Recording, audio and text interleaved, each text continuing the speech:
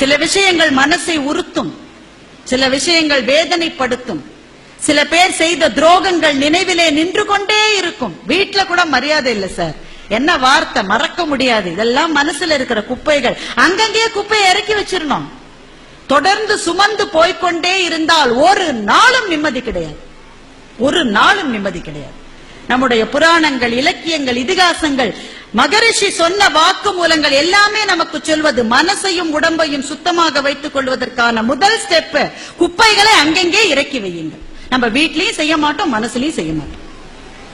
குப்பைகளை அங்கங்கே இறக்கி வைத்தால் மனசு ஃப்ரெஷ் ஆயிருது, நிர்மலமாகி விடுகிறது, சந்தோஷமாகி விடுகிறது. அதற்கு பிறகுதான் எது நம்முடைய இலக்கோ அதை நோக்கி பயணப்பட முடியும். ஒலிம்பிக்ல ஓடுறவன் முதுகுல 50 கிலோ வெயிட்ட வச்சுக்கிட்டா ஓட முடியுமா சார்? நம்ம எல்லாம் ஒலிம்பிக்ல ஓடுற மாதிரி ஓடுற, வாழ்க்கையில் வேறு வேறு கனவுகளை வைத்துக் கொண்டு. ஆனால் எல்லாருக்கும் முதுகிலே சுமை, மாற்றங்களை ஏற்றுக்கொள்ளாத சுமை, கற்றுக்கொள்ள மாட்டேன் என்கிற சுமை, பழசை இறக்கி வைக்க மாட்டேன் என்கிற சுமை, அத்தனையோடும் ஓடிக்கொண்டே இருக்கிறோம். அப்ப ஒரு நாளும் ஜெயிக்க முடியாது. மகாகவி சொன்ன பாடலை ஐயா அவ்வளவு அழகா சொன்னாரு. கனவு மெய்ப்பட வேண்டும், கைவசமாவது விரைவில் வேண்டும், தனமும் இன்பமும் வேண்டும், தரணியிலே பெருமை வேண்டும், மண் பயனுற வேண்டும், வானகம் இங்கு தென்பட வேண்டும், உண்மை நின்றிட வேண்டும், ஓம் ஓம் ஓம் என்று மகாகவி சொன்னார். மனதில் உறுதி வேண்டும், வாக்கினிலே இனிமை வேண்டும். அந்த வாக்கினிலே இனிமை வருவதற்கே அடிப்படை மனசுக்குள்ள இருக்கிற குப்பைகளை களைவதுதான். சுவற்றிலே எறியப்பட்ட பந்து மாதிரி இனிமையான வார்த்தைகள் நீ கொடுத்தால்தான் அது திரும்பி வரும். நீ எல்லாத்தையும் சல்லு சல்லு சல்லுன்னு விழுந்துட்டு அவன் என்கிட்ட நல்லாவே பேச மாட்டேங்கிறான்னா எப்படி பேசுவான்? கொடுத்து பாருங்கள், கொடுப்பது திரும்பி வரும். இந்த நம்பிக்கையை தான் இந்த இயக்கம் விதைக்கிறது. பெருமக்களே, இவ்வளவு திரளாக கூடி வந்திருக்கிறீர்கள். எல்லாருக்கும் ஒரு தேடல், எல்லாருக்கும் ஒரு வருத்தம், எல்லாருக்கும் ஒரு பிரச்சனை, என்னென்னவோ அவமானங்கள். அடிக்கடி சொல்லுவாங்க, ஒரு ஆணுடைய வெற்றிக்கு பின்னால் ஒரு பெண் இருக்கிறாள்னு சொல்லுவாங்க. பொதுவா என்னை பார்த்து பல பேர் கேட்டிருக்கிறார்கள், உங்களுடைய வெற்றிக்கு பின்னால் யார் இருக்கிறார்கள்? ஒரு பெண்ணுடைய வெற்றிக்கு பின்னால் ஒரு ஆண் இருக்கிறார். உண்மையா? உண்மையா? அது ஒருவேளை இருக்கலாம், ஒரு அளவுதான். ஒரு வெற்றிக்கு பின்னாலே இருப்பது ஆணோ பெண்ணோ இல்ல, ஒவ்வொரு வெற்றிக்கு பின்னாலும் இருப்பது அவமானம், வலி, தோல்வி, கண்ணீர், ரத்தம், வியர்வை. ஒவ்வொரு வெற்றி தான் கண்ணுக்கு தெரிகிறது. வெற்றி பெற்றவன் யானையின் மேலே போகிறவனை கீழே இருக்கிறவன் உஷாலா போறான்பா, ஜாலிதான். யானையின் மேலே இருக்கிறவனுக்கு தான் பயம் தெரியும். எப்ப கீழே தூக்கி எறியும்னே தெரியாது, எப்ப எறியும்னே தெரியாது. அதனால்தான் கம்பமத யானை கழுத்தகத்தின் மீதமர்ந்து இன்பமரும் செல்வமும் இன்னரசும் யான் வேண்டே என்ன ஆழ்வார் பாடினார். எம்பெருமான் ஈசன் எழில் வேங்கட மலை மேல் தம்பகமாய் நிற்கும் தவமுடையேன் ஆவனேன்னு சொன்னார்.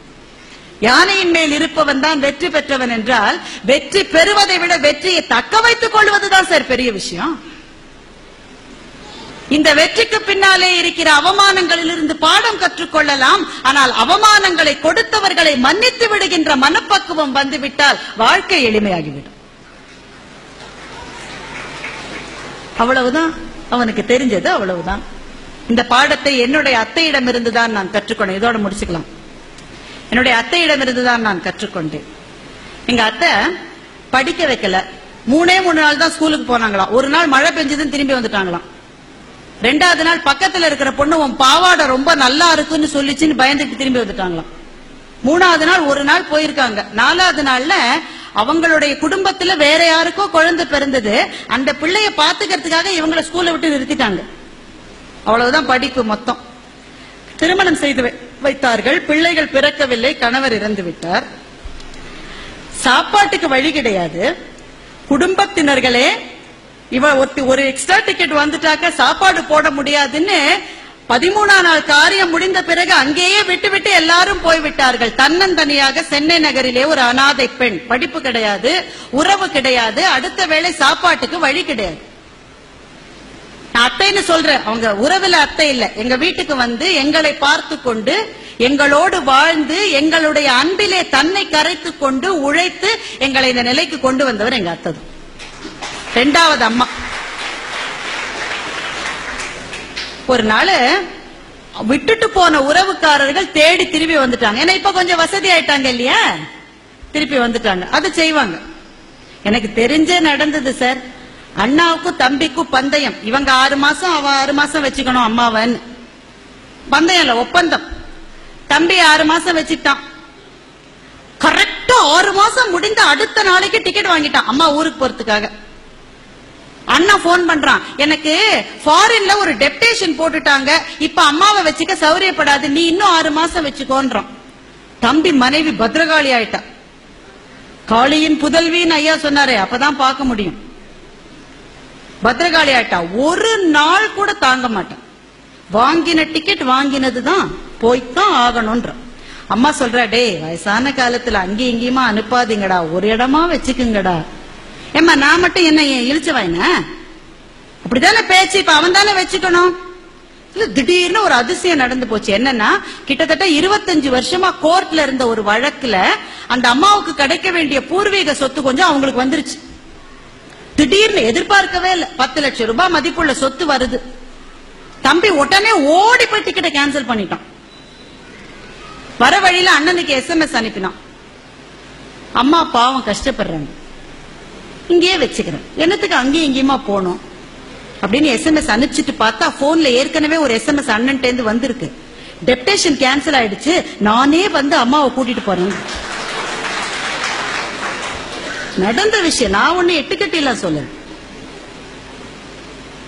இப்படித்தான் உறவுகள் மதிக்கப்படுகிற ஒரு உலகத்திலே வாழ்ந்து கொண்டிருக்கிறோம். ஆனா எப்படி அதை ஹேண்டில் பண்றது?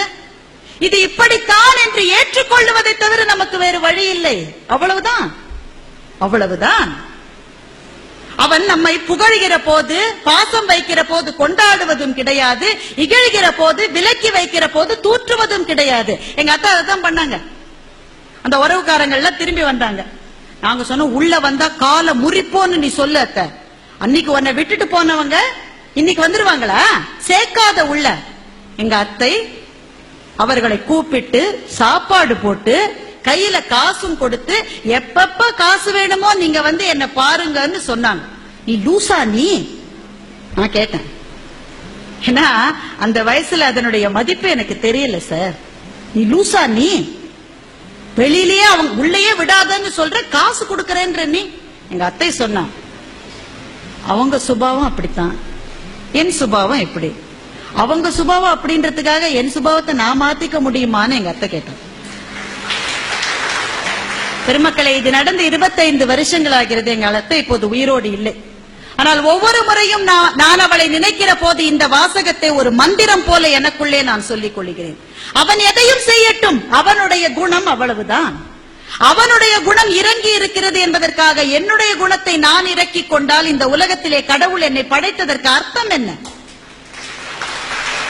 நான் நானாகவே வாழ வேண்டும் என்று சொன்னால் மற்றவர்கள் எனக்கு இழைக்கிற தீமைகள், அவமானங்கள், தோல்விகள், கொடுஞ்சொற்கள் எதையும் சொல்லிவிட்டு போகட்டும், அவனுக்கு தெரிஞ்சது அவ்வளவுதான் என்கின்ற மனசு வந்துவிட்டால் வாழ்க்கை பூந்தோட்டம் தான், என்கின்ற எண்ணம் வந்துவிட்டால் வாழ்க்கை நதிதான். இந்த நதி ஓடிக்கொண்டே இருக்கிற நதி. இந்த தேசத்தினுடைய நதிகளுக்கெல்லாம் பெண் பெயர்கள். ஆனால் எல்லா நதியிலும் மாசு கலப்பது மாதிரி எல்லா பெண்களின் வாழ்க்கையிலும் களங்கங்கள், குற்றங்கள் சுமத்தப்பட்டு கொண்டுதான் இருக்கிறது.